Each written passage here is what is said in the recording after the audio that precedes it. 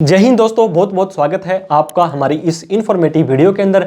अगर आप कहीं पर जॉब या बिजनेस करते हैं, उसके साथ में ही शेयर मार्केट में किस्मत आजमाने के लिए पैसा लगाया था। वैसे तो यहाँ पे बहुत तरह के आप दोस्तों काम कर सकते हैं, जैसे कि long term, short term, intraday, एफ&ओ, आईपीओ, हेजिंग, डिविडेंड। लेकिन आज हम इस वीडियो में आपको बताएंगे इंट्राडे के बारे में। इंट्राडे क्या होता है दोस्तों? आज ही शेयर लेकर के बेच देना या पहले बेच करके बाद में ले लेना, मतलब सेम डे ही अगर आप अपने किसी भी शेयर को लेकर के बेचते हैं या बेच करके ले लेते हैं, वो इंट्राडे कहलाता है। तो इंट्राडे के ऊपर कितनी इनकम होने के बाद आपको आईटीआर भरनी है, कितनी इनकम होने के बाद टैक्स भरना है, टर्नओवर कैसे कैलकुलेट करते हैं, आपको किसी चार्टर्ड अकाउंटेंट से कब टैक्स ऑडिट करवानी है। दोस्तों फाइनेंशियल ईयर 25-26, असेसमेंट ईयर 26-27 के आपको जो लेटेस्ट रूल है वो जान लेने बहुत जरूरी है, ताकि आप अपना काम तो इंट्राडे के अंदर कर रहे हैं, लेकिन बाद में जब साल खत्म हो, आईटीआर भरते समय आपको नया ही रूल पता लगे तो बड़ी दिक्कतों का सामना करना पड़ता है। तो देर ना करते हुए इंट्राडे की इनकम और इनकम टैक्स के जो लेटेस्ट रूल है वो जान लेते हैं।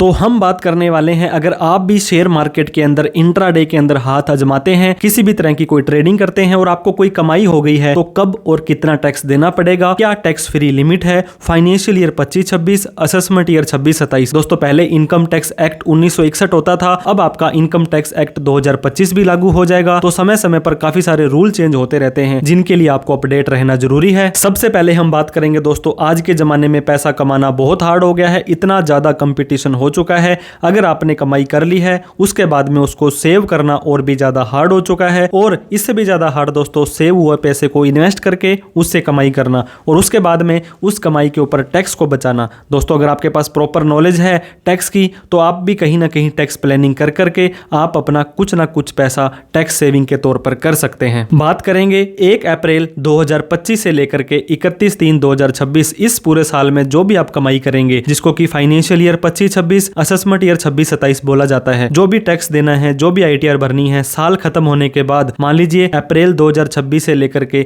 आपका टैक्स फाइलिंग का सीजन स्टार्ट हो जाएगा, तो उसके आधार पर आपको न्यू और लेटेस्ट रूल जान लेने बहुत जरूरी है। एक व्यक्ति शेयर मार्केट के अंदर से काफी तरह की कमाई कर सकता है। लॉन्ग टर्म कैपिटल गेन, किसी भी शेयर को 12 महीने से ज्यादा होल्डिंग करके फिर बेचना। शॉर्ट टर्म कैपिटल गेन, 1 दिन से तो ज्यादा और 12 महीने से पहले रख करके शेयर को बेच देना। इंट्राडे, दोस्तों आज शेयर को खरीदा और आज ही बेच दिया, या आज पहले बेच दिया और फिर खरीद लिया, तो ये इंट्राडे होता है। फ्यूचर एंड ऑप्शन के अंदर आपने सुना होगा एफ&ओ में 90% से ज्यादा लोग यहाँ पे नुकसान खा जाते हैं। डिविडेंड कंपनी की मर्जी है आपको दे या ना दे। आईपीओ में भी अच्छा पैसा बना सकते हैं, हेजिंग के अंदर भी आप काम कर सकते हैं। तो इन सभी के अंदर से आज हम बात करेंगे इंट्राडे के बारे में। If you buy a share and sold on the same day, दोस्तों आज खरीदा और आज बेचा, लेकिन इंट्राडे के अंदर आप पहले बेच भी सकते हैं, तो ये इंट्राडे कहलाता है। इंट्राडे दोस्तों बिजनेस की इनकम होती है, लेकिन जैसे कि एफ&ओ नॉर्मल बिजनेस होता है, ये नॉर्मल बिजनेस नहीं है, ये स्पेकुलेटिव बिजनेस है। इनकम टैक्स वाले कहते हैं ये आपकी सट्टे की इनकम है, क्योंकि आपने आज लगाया और आज ही कमा लिया, आपने किसी भी तरह की इन्वेस्टमेंट यहाँ पे नहीं की है। और जो भी टैक्स आपको देना पड़ता है वो दोस्तों आपको टैक्सेबल इनकम पर देना पड़ता है। अगर अनफॉर्चुनेटली आपको लॉस हो गया है तो आप अपने को टैक्स नहीं देना है, लेकिन मैं आपको यही रेकमेंड करूंगा, आपके ट्रांजैक्शंस ऑनलाइन बोल जाते हैं, आपके पैन कार्ड में शो होते हैं। अगर आपको लॉस हो गया है तो भी आप अपनी आईटीआर भरना सुनिश्चित करें, ताकि वो लॉस की जो ट्रांजैक्शंस भी जस्टिफाई हो जाएं, और आपका जो लॉस है वो आगे के सालों में अगर कोई प्रॉफिट होता है तो वो भी एडजस्ट हो जाए। और जो टैक्स देना होता है दोस्तों, वो slab rate, new tax regime, old tax regime के हिसाब से देना होता है। आप अपनी डिडक्शंस और एग्जम्पशंस ओल्ड टैक्स रिजीम में ले सकते हैं, लेकिन कुछ इनकम ऐसी होती है जो स्पेशल रेट की होती है। मान लीजिए long term capital gain, short term capital gain, virtual digital asset, crypto currency, lottery, gaming, इन सभी इनकम के ऊपर अलग तरीके से टैक्स लगता है, और बिजनेस की इनकम पे अलग तरीके से टैक्स लगता है। तो हम बात करेंगे इंट्राडे इनकम, ये टैक्सेबल होगी स्लैब रेट के हिसाब से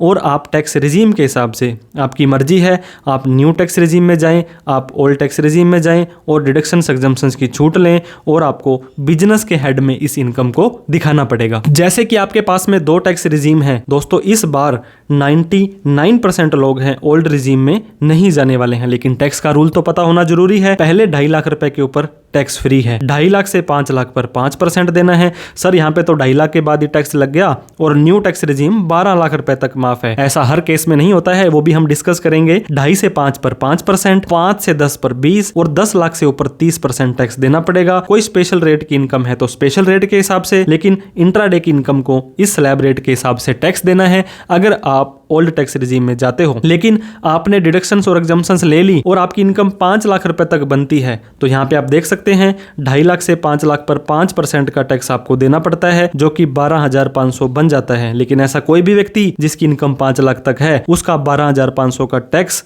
इनकम टैक्स वाले माफ कर देंगे। ये बोलता है इनकम टैक्स का सेक्शन 87A। तो दोस्तों ये अवेलेबल भी है इंट्राडे वालों के लिए भी। ओल्ड टैक्स रिजीम में और कोई इनकम नहीं है तो 5 लाख रुपए तक टैक्स फ्री हो जाने वाला है। जैसे कि एक व्यक्ति की 4.5 लाख रुपए इंट्राडे की इनकम की कमाई हुई, 2.5 लाख रुपए तो बेसिक एग्जम्पशन लिमिट वैसे ही माफ है। उसके बाद में बाद के 2 लाख रुपए के ऊपर क्योंकि 2.5 से 5 पर 5% टैक्स देना होता है, तो ये आपका 10,000 बनता है। लेकिन सरकार कहती है 12,500 तक का हम कोई टैक्स आपसे नहीं लेंगे अगर आपकी इनकम 5 लाख से कम है, और ना ही इसके अलावा कोई और टैक्स आपको देना पड़ेगा। और वहीं पर न्यू टैक्स रिजीम वालों की इस बार बल्ले बल्ले हो जाएगी। दोस्तों न्यू टैक्स रिजीम में भी ओवरऑल इनकम अगर आपकी 12 लाख रुपए तक है तो आपका जो टैक्स बनता है 60,000 रुपए, वो आपको 87A में रिबेट मिल जाएगा, और इंट्राडे के ऊपर भी ये रिबेट आपकी मिल जाने वाली है। जो डिडक्शंस और एग्जम्पशंस हैं दोस्तों, इंट्राडे की इनकम है वो स्लैब रेट के हिसाब से है, और आपकी बेसिक एग्जम्पशन लिमिट ओल्ड में 2.5 लाख के बाद टैक्स था, यहाँ पे 4 लाख के बाद टैक्स है।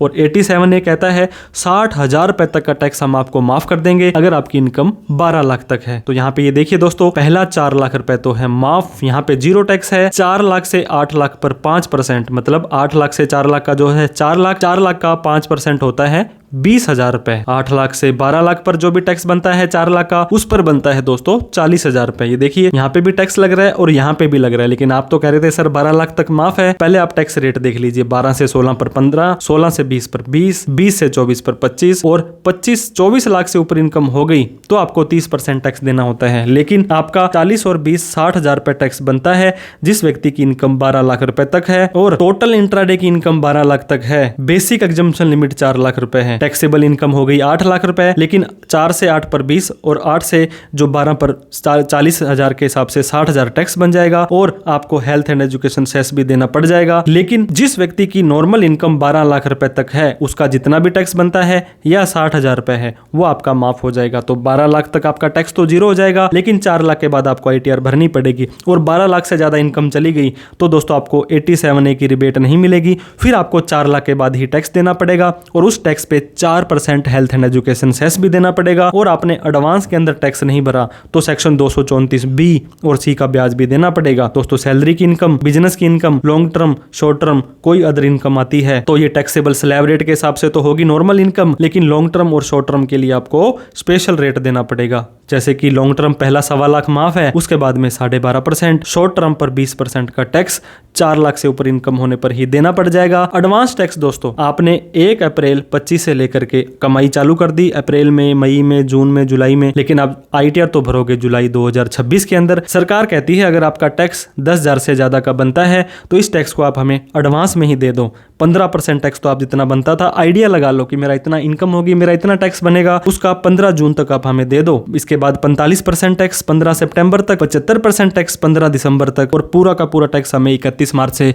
पहले यानी कि 15 मार्च से पहले ही दे दो। 31 मार्च को साल खत्म होगा, अप्रैल, मई, जून, जुलाई में ITR भरेंगे, लेकिन इनको टैक्स एडवांस में ही चाहिए। और गलती से अगर आपने टाइम से नहीं भरा तो दोस्तों आपको 234B का 1% पर मंथ के हिसाब से 12%, 234C का 12% के हिसाब से ब्याज लगेगा। अगर आपका रिफंड थोड़ा सा भी लेट आता है तो आपको 6% के हिसाब से ही ब्याज दिया जाता है। दोस्तों ITR भरनी जरूरी है अगर आपकी इनकम बेसिक एग्जम्पशन लिमिट से क्रॉस कर जाती है। हालांकि टैक्स तो 12 लाख माफ है, लेकिन न्यू टैक्स रिजीम में 4 लाख के बाद ITR भरनी जरूरी है, और वहीं पर ओल्ड के अंदर तो 2.5 लाख के बाद ही ITR भरनी जरूरी है। तो इस चीज का ध्यान दें, ITR भरें अगर आपकी इनकम 4 लाख से कम है तो भी भर देंगे तो आपके ट्रांजैक्शन जस्टिफाई हो जाएंगे, क्योंकि टैक्स तो आपका कोई लगने नहीं वाला है। कौन सा ITR का फॉर्म भरें दोस्तों? इंट्राडे की इनकम बिजनेस की इनकम है। आप प्रिजम्पटिव टैक्सेशन में भी आप अपनी टर्नओवर का 6% नेट प्रॉफिट दिखा सकते हैं, लेकिन यहाँ पे नुकसान यही है अगर आपको लॉस हुआ है फिर भी आपको प्रॉफिट दिखाना पड़ेगा। लेकिन आप अगर बुक्स ऑफ अकाउंट बना लेते हैं तो ITR 3 का फॉर्म भरें दोस्तों, इसके अंदर कोई झंझट नहीं होता है। ITR 3 के ऊपर हमने काफी सारी वीडियोस शेयर मार्केट के ऊपर भी बना रखी है। ब्रोकर की रिपोर्ट आ जाएगी, बैंक का स्टेटमेंट आ जाएगा, सारे खर्चे UPI से ऑनलाइन करते हो तो कोशिश करें ITR 3 का फॉर्म भरें। आप अपने लॉस को भी दिखा करके एडजस्ट कर सकते हैं। ITR 3 और 4 के अलावा और कोई फॉर्म आपको नहीं भरना है। ड्यू डेट क्या होती है? जैसे ही दोस्तों 31 मार्च 2026 को आपका साल खत्म होगा, 31 मार्च के बाद अप्रैल, मई, जून, जुलाई 4 महीने का टाइम आपको दे दिया जाएगा।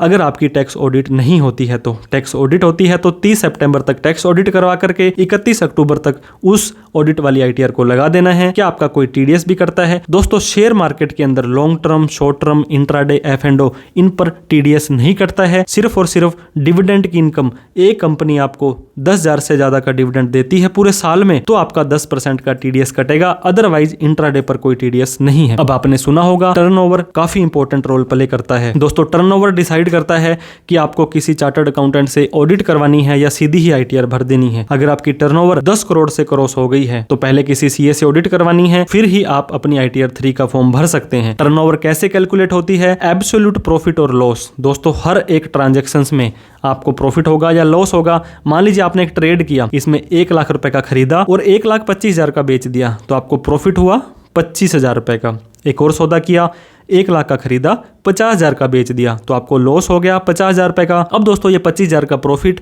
और ये 50,000 का लॉस, इन दोनों को हुई प्लस के अंदर जोड़ देना है। तो जितने भी आपके प्रॉफिट या लॉस हर ट्रांजैक्शन के आएंगे उनको आपको जोड़ते जाना है, सभी को प्लस प्लस प्लस में करके, तो ये आपकी टर्नओवर हो जाएगी। और ये 10 करोड़ से ऊपर चली जाती है तो आपको चार्टर्ड अकाउंटेंट से टैक्स ऑडिट करवानी पड़ेगी। कौन कौन से खर्चे? दोस्तों ये बिजनेस के, अगर आपने इनकम बताई है तो बिजनेस के चलाने के लिए खर्चे भी तो बहुत करने पड़ते हैं। बिजनेस की इनकम, सो सारे के सारे खर्चे जो आपको कमाई करने के लिए किए थे वो प्रॉफिट एंड लॉस काउंट में एडजस्ट कर सकते हैं। यूजुअली तो दोस्तों आपका ब्रोकर ही आपको जीने नहीं देता है, इतने तरह के चार्जेस आपको, brokerage, SEBI turnover fees, exchange turnover fees, stamp duty, STT। दोस्तों STT भारी भरकम खर्चा होता है जो शॉर्ट टर्म या लॉन्ग टर्म के अंदर नहीं मिलता है। GST, इंटरेस्ट, आपने इंट्राडे की कमाई करने के लिए कोई पैसा उधार लिया था, आपने कोई ऑफिस रेंट पर किया, किसी को सैलरी दी, रिपेयर, मेंटेनेंस, इलेक्ट्रिसिटी, कोई कोर्स खरीदा, आपने कोई लैपटॉप, मोबाइल को खरीदने के लिए, डेप्रिसिएशन, कोई भी खर्चा जो इस कमाई को करने के लिए किया था उस सभी की छूट आपको मिल जाएगी। अगर गलती से आपको इंट्राडे में लॉस हो जाता है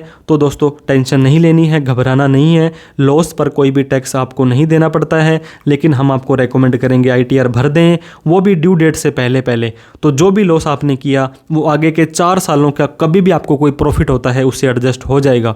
मान लीजिए दोस्तों 10 लाख रुपए का इंट्राडे में लॉस हो गया था और आपने अपनी ITR टाइम से भर दी और अगली साल 22 लाख रुपए का भी प्रॉफिट हो गया था तो सरकार कहती है पहले तो आप 10 लाख रुपए अपना पिछले साल वाला एडजस्ट करो, बाकी का 12 लाख है, 12 लाख तो वैसे ही माफ है। तो ये सिर्फ इंट्राडे का जो दोस्तों लॉस आप कैरी फॉरवर्ड आगे लेके जाएंगे वो इंट्राडे के प्रॉफिट से ही एडजस्ट होने वाला है और वो आगे के 4 सालों तक आप कर सकते हैं। Usually F&O, long term, short term, ये आगे के 8 सालों तक आप लेकर के जा सकते हो, लेकिन इंट्राडे ये स्पेकुलेटिव है तो सिर्फ 4 साल ही आगे लेकर के जा सकते हो। टैक्स रिजीम मैंने आपको बता दिया दोस्तों, न्यू और ओल्ड आपको सेलेक्ट करना है। न्यू टैक्स रिजीम जो कि अगर 12 लाख तक इनकम है तो 1 भी रुपये टैक्स नहीं देना है, लेकिन यहाँ पे डिडक्शन एग्जम्पशंस नहीं मिलने वाली है।